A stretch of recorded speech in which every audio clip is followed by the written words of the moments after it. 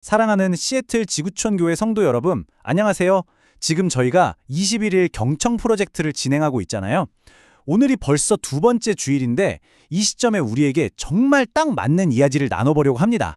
혹시 이건 정말 해야 되는 일인데 알면서도 애써 외면하고 도망쳤던 경험 다들 있으시죠? 오늘 이야기가 바로 그 도망에 대한 이야기입니다. 어떤 아이가 그랬대요. 아침마다 학교 가기 싫다고, 배가 아프다, 친구가 때린다, 선생님이 무섭다, 온갖 핑계를 대면서 떼를 썼다는 거예요. 근데 진짜 이유는 따로 있었어요. 뭐였을까요? 바로 숙제를 안 한 거였죠. 혼날까봐, 창피해서 그 상황 자체로부터 그냥 도망치고 싶었던 겁니다. 어떠세요? 이 아이 이야기가 그냥 남의 이야기 같으세요? 아니죠. 솔직히 우리 어른들도 똑같을 때가 정말 많잖아요. 뭘 해야 하는지 머리로는 분명히 아는데 그냥 피하고 싶고, 하나님의 음성이 들리는 것 같은데도 애써 못 들은 척, 그렇게 도망칠 때가 참 많습니다. 자, 그래서 오늘 우리가 함께 들여다볼 인물이 바로 요나입니다. 요나가 딱 그런 사람이었거든요. 근데 여기서 중요한 건 요나가 하나님의 음성을 몰라서 헷갈려서 순종하지 못한 게 아니라는 거예요. 오히려 정반대였습니다. 그 음성이 무슨 뜻인지 너무나 명확하게 누구보다 잘 알았기 때문에 도망친 사람이죠. 아니, 그럼 대체 왜 그랬을까요? 그렇게 분명한 음성을 듣고도 왜 도망을 쳤을까요? 오늘 이야기의 첫 번째 핵심, 바로 그 이유부터 한번 파고 들어가 보려고 합니다. 그 이유는 바로 순종이 가져오는 깊은 불편함 때문이었습니다. 하나님이 요나에게 주신 명령, 정말 간결하고 명확했죠? 저 큰 성읍 니느웨로 가라. 어디로 가야 할지, 가서 뭘 해야 할지 너무나 분명했습니다. 그런데 바로 이 명확한 명령이 요나에게는 인생 최대의 갈등을 안겨준 거죠. 왜냐하면 니느웨라는 곳 때문이었어요. 니느웨가 어떤 곳이었냐면요, 그냥 낯선 도시 정도가 아니었어요. 당시 이스라엘을 끊임없이 괴롭히던 철천지원수 아시리아 제국의 수도였습니다. 그들의 잔인함, 그들의 죄악은 말할 것도 없었죠. 그러니까 요나 입장에서는 원수의 심장부, 그 한복판으로 가라는 청천벽력 같은 명령이었던 겁니다. 이 비유를 한번 생각해보면 요나의 마음이 확 와닿으실 거예요. 1945년, 35년간의 끔찍한 압제에서 막 벗어난 한국인 목사님에게 하나님이 나타나셔서 자, 이제 도쿄로 가서 그들에게 복음을 전해라 라고 말씀하신다면 어떤 마음이 들까요? 아마 하나님, 다른 사람은 몰라도 저들은 안 됩니다. 왜 하필 저들입니까? 라고 묻지 않았을까요? 이게 바로 요나의 마음이었던 겁니다. 그러니까 핵심은 이거예요.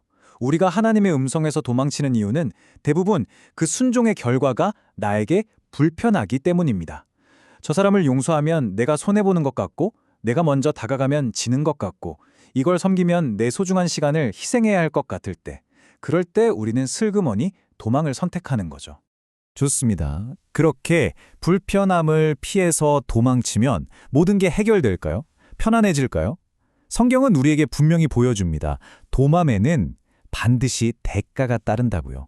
순종을 피하기 위한 그 선택이 과연 어떤 결과를 가져오는지 한번 같이 따라가 보시죠. 요나의 도망이 얼마나 필사적이었는지 한번 보세요. 하나님이 가라고 하신 니느웨는 동쪽으로 약 800km 떨어진 곳이었어요. 그런데 요나는 어디로 가는 배를 탔죠? 정반대 방향인 서쪽, 그것도 무려 4000km나 떨어진 다시스로 가는 배에 올라탑니다. 와, 이건 그냥 반대 방향으로 간 게 아니라 어떻게든 하나님의 낯을 피해서 지구 끝까지 가겠다는 의지였던 거죠. 그리고 여기서 정말 중요한 포인트가 나옵니다. 성경은 요나가 뱃삭스를 내고 배에 올랐다고 구체적으로 기록해요. 맞아요. 도망치는 건 공짜가 아닙니다. 도망치는데도 돈이 들고 시간이 들고 에너지가 들어요. 어쩌면 우리는 순종에 필요한 것보다 훨씬 더 많은 것을 불순종하고 도망치는데 쏟아붓고 있는지도 모릅니다. 결국 요나는 도망치다가 큰 폭풍을 만나고 물고기 뱃속에 갇히게 되죠. 우리는 흔히 이걸 벌받았다고 생각하지만 성경은 좀 다른 관점을 보여줍니다. 그 캄캄하고 아무 소리도 들리지 않는 고립된 공간은 그냥 벌을 받는 장소가 아니었어요. 오히려 모든 소음이 차단된 그곳에서 하나님의 음성을 다시 듣는 공간, 바로 우리 경청 프로젝트처럼 경청의 공간이었던 겁니다. 그리고 바로 그 깊은 경청의 공간에서 이 이야기는 정말 놀라운 전환점을 맞이합니다. 바로 실패와 도망 끝에 찾아온 은혜, 새로운 시작에 대한 이야기, 두 번째 기회에 대한 이야기입니다. 여러분, 이 구절이 정말 감동적이지 않으세요? 또 다시 하나님은 도망쳤던 요나, 실패했던 요나에게 다시 찾아와 말씀하십니다. 더 놀라운 건 뭔지 아세요? 사명이 바뀌지 않았다는 거예요. 여전히 니느웨로 가라는 똑같은 말씀이었습니다. 하나님은 사명을 바꾸신 게 아니라 실패한 요나에게 다시 한번 기회를 주신 겁니다. 사실 성경을 보면요, 이런 두 번째 기회의 이야기는 요나만의 이야기가 아닙니다. 살인자였던 모세, 끔찍한 죄를 지었던 다윗, 주님을 3번이나 부인했던 베드로, 심지어 선교지에서 도망쳤던 마가까지. 하나님은 실패하고 넘어진 사람들을 절대로 포기하지 않으시고 다시 부르셔서 위대하게 사용하셨습니다. 자, 이제 이 오래된 이야기가 오늘을 살아가는 바로 나의 이야기가 될 시간입니다. 이 질문은 오늘 우리 한 사람 한 사람에게 던져지는 질문이에요. 혹시 요즘 여러분 마음속에서 계속 맴도는데 애써 외면하고 있는 그런 음성이 있으신가요? 용서해라, 먼저 화해해라, 이건 좀 내려놓아라 하는 바로 그 음성 말입니다. 여러분, 각자의 니느웨는 어디인가요? 순종하기가 너무 불편해서 가고 싶지 않은 그 장소, 얼굴 보기도 힘든 그 사람, 혹은 감당하기 버거워서 피하고 싶은 그 사역, 그게 무엇인가요?